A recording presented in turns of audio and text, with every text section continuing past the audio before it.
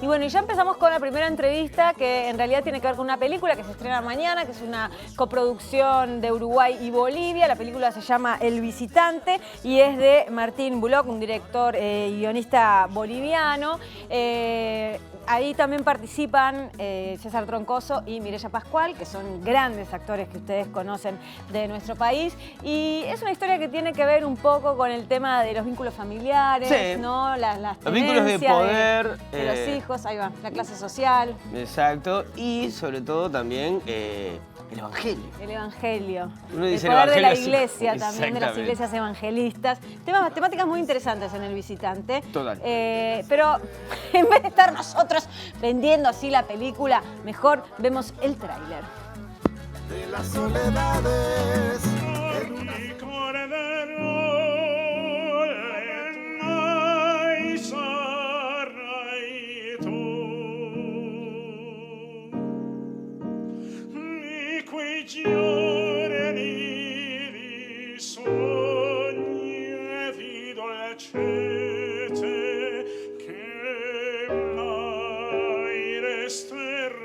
¿Por qué estuviste tanto tiempo lejos de aquí? ¿Dónde estuviste todos estos años?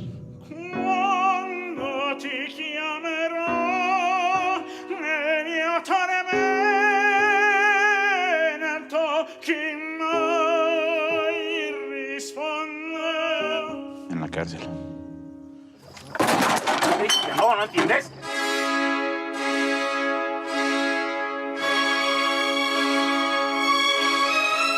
Una voz que decía, mata, mata, mata. Yo quería matar a mi papá. Quema ahora a mi padre y destruye todo el mal, Vamos a ir. todo espíritu del infierno que estaba sufriendo esa persona.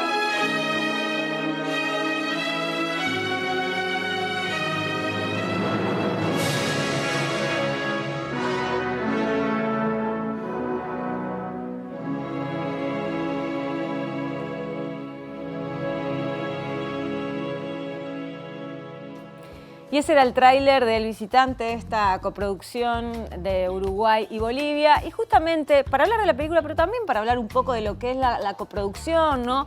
Y cómo en Uruguay, en este caso no es el caso de esta película que se filmó en Bolivia, pero sí también Está es el caso recibiendo. de esta productora que es Cimarrón, que recibe del extranjero películas y series para rodar acá. Estamos acompañados de Santiago López, que es director, fundador de Cimarrón. Sí. Te recibimos con un fuerte aplauso y sos productor de El Visitante. Bueno, muchas gracias. ¡Vamos! ¡Ganador de millones de premios! De millones, Pero nosotros algún ganamos. premio Pero no. eventual. Puedo decir que la gente nos conoce más o menos, Los pero premios, son... es así, los premios en el cine son de los directores y de los actores. Los productores no ganamos premios. ¿En Y serio? los guionistas. Y los guionistas que ganan.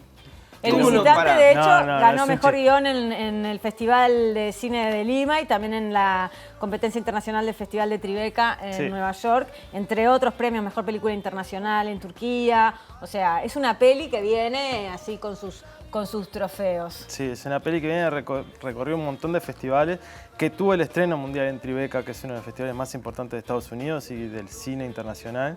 Es una película que nos ha llevado a nosotros a participar del recorrido de festivales de una manera muy amplia y yendo a lugares increíbles. Esto de Turquía tampoco es normal, ganó mejor película en ese festival. O sea, es una película que nos ha dado a nosotros un montón de reconocimientos y que nos ha hecho viajar por el mundo con esta película que es boliviana, pero que tiene un componente uruguayo muy importante, que son Mirela y César como actores, pero un montón de gente que se fue de Uruguay a Bolivia para filmar la película. Empecemos por el principio. ¿Cómo llega a Cimarrón esta coproducción? Mira, nos pusimos en contacto con Álvaro Olmos, que era el productor de la película en ese momento. Resultaba después que Martín Bullock, el director y guionista, conocía a Hernán Musalupi, mi socio, de mucho tiempo de hacer otro tipo de Hernán es películas. argentino, ¿no? Es argentino, pero vive acá hace un par de años. Y de alguna manera media natural, entre que el proyecto nos interesaba, la relación con un director como Martín, decidimos hacer la película y encontramos también el momento para poder hacerla, porque hacer una película a veces uno tiene que estar claro en los momentos, porque tiene que ir a buscar dinero, porque tiene que encontrar el equipo que pueda hacerla y encajar también las agendas del talento. Y en 2019 decidimos hacer la película y producirla. Perdón, porque... porque es en los momentos, dice los momentos, habla de 2019, habla de Bolivia.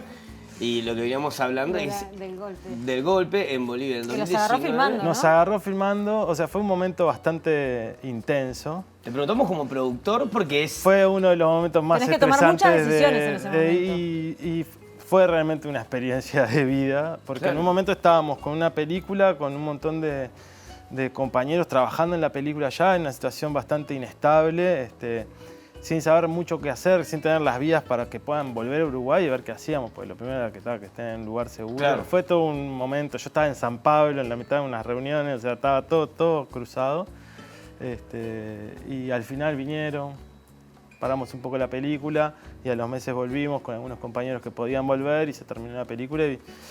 Y creo que hicimos al final una muy linda película, Total. al final del paso. Y todo ese proceso además personal de haber transitado como profesionales un evento en un país que no es el tuyo de esa magnitud, te deja enseñanzas también, ¿no? De valorar otras cosas que pasan acá y de entender las lógicas capaz que de los países de la región. Hay toda una experiencia humana cuando haces películas que siempre es muy nutritiva.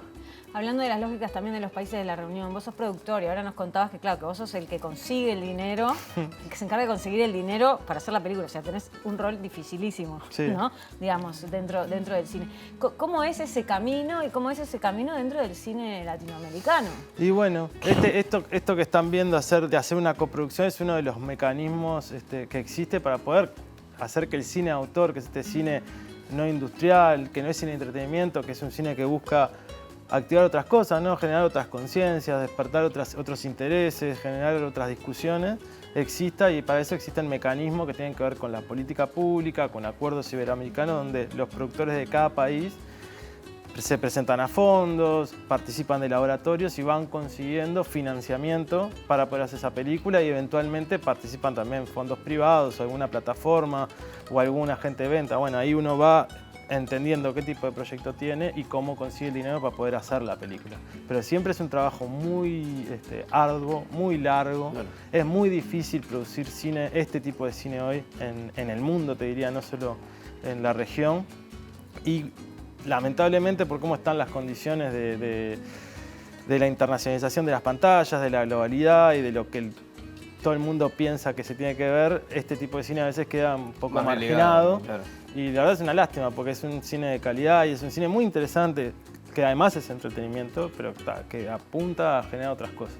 Y que habla de realidades que son bastante cercanas, ¿no? Para nosotros. Totalmente. Que es como uno también logra sentirse identificado, que capaz que muchas veces con películas europeas o estadounidenses, que o sea, que no me parece mal, pero capaz que uno no siente como la realidad tan cercana en este caso. Y ¿no? bueno, este cine apunta a esa sensibilidad, a estar cerca de nosotros, a reflexionar sobre cosas que capaz que uno no piensa tanto porque ve otra cosa, ¿no? Sino es esto que humaniza y que trata de reflexionar y desarrollar más capacidades sensitivas en las personas, en los espectadores. Ese es el cine que nosotros hacemos. Nosotros hacemos este cine, y mucho esto que decían ustedes, que Cimarrón trae producción internacional. Hacemos esto para poder hacer esto, Claro. que es lo que más nos gusta y donde nacemos. O sea, nosotros como productora tenemos un equilibrio de estas dos cosas.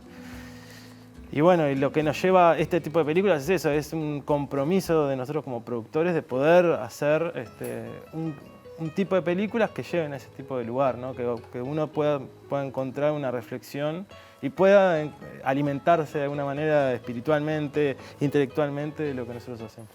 Santi, te pregunto a vos, sin dejar la pata de productor, pero de repente como espectador, después del producto final, y a su vez después de ir hacia estos festivales, porque hay países que estamos hablando, no sé, está Rusia, está Turquía, como nombramos, ir a Nueva York, ¿qué crees que son los ejes principales de la película que atraviesan y generan como empatía? O sea, que no importa en el país que se dé, que vos ves que las temáticas de la película, hay ciertas temáticas que no importa qué nacionalidad tenga. Es difícil la pregunta. Lo que yo creo es que las Sí, por películas, eso, claro, la película esta tiene un punto de vista o trabaja sobre el vínculo de un padre y de una hija, que eso me parece que siempre que vos entendés el vínculo como lo que te ayuda a atravesar la película, siempre naturaliza Claro. el encuentro del espectador con la película. También trabaja sobre una temática de las iglesias evangelistas en nuestra región y el poder que tienen, y en una lógica de un país como Bolivia, donde el cristianismo y este tipo de iglesias también han penetrado con mucha fuerza, y esa relación de ese vínculo muy particular y de relación padre-hijo con todo este mecanismo, me parece que hace una película que es universal, o en lo que decimos nosotros viaja, porque todo el mundo le parece como que la cautiva. Sí, sí, claro. Entonces yo siempre creo que los personajes y las películas que tienen vínculos siempre son más sanas para que uno entre como espectador, o a mí me atrapan más desde mi punto de vista. Clarísimo. Santi, bueno, recién estabas hablando, ¿no?, de Cimarrón, y hablando, ¿no?, de que han hecho un montón de series extranjeras, ¿no?, que se filman acá, que trabajan muchos técnicos, actores, etcétera, gente de catering, no sé, por nombrar algo, uruguayos, que esto en realidad viene pasando no hace tanto tiempo. No era Uruguay como un lugar donde se podía producir. ¿Con qué tiene que ver? ¿Tuvo que ver con la pandemia? ¿Tuvo que ver con política? Tiene que ver con... Uruguay no era un país en el que se hacía esto, es relativo, se hacía mucha publicidad, que era otro mecanismo de producción audiovisual, una cosa muy puntual, pero se hacía mucha publicidad. Pero en un momento se desarrolló una ley, en realidad fue un plan piloto que se ejecutó a partir del 2019 en el gobierno anterior, que fue el programa Uruguay Audiovisual, que cambió totalmente la ecuación de todo esto, que es un programa de incentivo a la inversión extranjera para filmar en Uruguay y que a su vez tiene un incentivo para la producción local. Esto que es Cimarrón, ¿no? Están las dos puntas, claro, y que al final terminan siendo muy potentes para que exista esto. Y eso ha llevado a que en Uruguay, y además, cuando salió el programa, vino la pandemia. Nosotros lo que teníamos es que no era que no estábamos preparados, sino que necesitábamos algo que los hiciera venir de golpe, y eso fue la pandemia. En realidad, la pandemia, la oportunidad de la pandemia fue como la conjunción de las dos cosas. Claro, no se podía filmar en ningún lado, nosotros estábamos preparados, acá se podía filmar, habíamos hecho los protocolos, todo, y encima teníamos el incentivo. Entonces, lo que nos sirvió mucho a los productores en esa época fue: vengan, véannos trabajar y vamos a ver qué pasa. Y eso se viene sosteniendo, ¿no? Ahora estamos en una crisis general de las plataformas y todo, porque cambian las reglas. ¿En qué sentido? Y que ahora las plataformas están mirando mucho más, en vez de salir a producir todo y a quedarse con la propiedad intelectual de los proyectos, están buscando formas de coproducir de manera en el mercado internacional, es decir, dónde están los incentivos y cómo son esos incentivos. Entonces eso cambia un poco las realidades.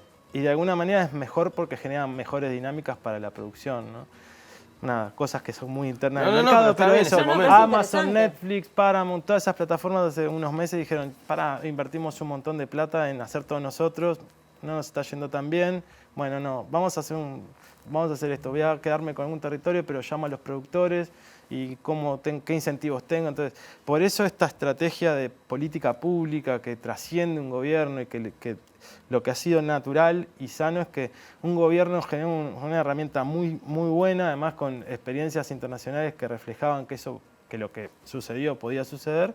El gobierno que viene la toma, la hace crecer, la empodera, esa herramienta, y se empieza a armar una lógica de política de Estado que no depende mucho de quién toma la decisión, sino que mira a un sector productivo, un sector que genera cultura de una manera integral y que le da espacio para que progrese. Nosotros pasamos de filmar cantidad de semanas, que es en lo que nosotros medimos las cosas de películas o contenido. Antes de 2020 se filmaban 15, 20 semanas.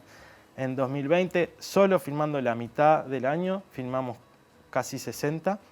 Y en el 2021 filmamos 120 semanas. Y en el 2022, cuando se fue la pandemia, cuando todos estuvimos en 85.